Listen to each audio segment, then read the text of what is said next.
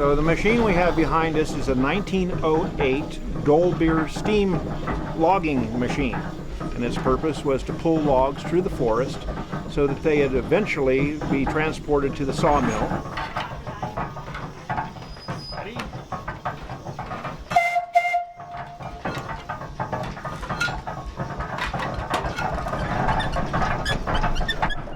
So this steam engine operates essentially by a wood fire boiling a steep kettle full of water, creating steam.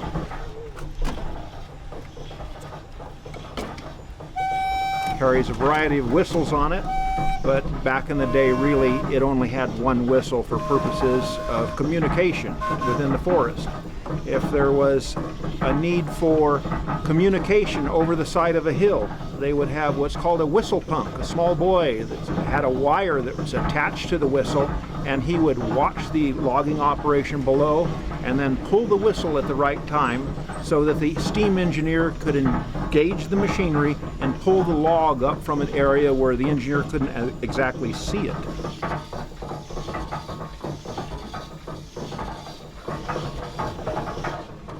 So what we will be doing is a demonstration of how this machine actually moved logs through the forest.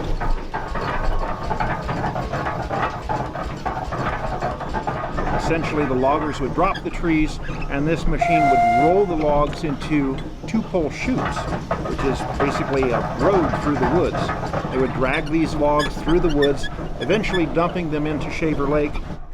They would be gathered up by the steamboat, the Michigan, transported over to the sawmill. The sawmill would then cut them into boards. The boards would then be dried, and after a period of time, when they had sufficient buoyancy, they would kick them into the flume. And then the flume was 42 miles long and would reach Clovis 6.5 hours later. So at the turn of the century, this was the latest and greatest technology. And so for 108 years old, it's a pretty fascinating machine.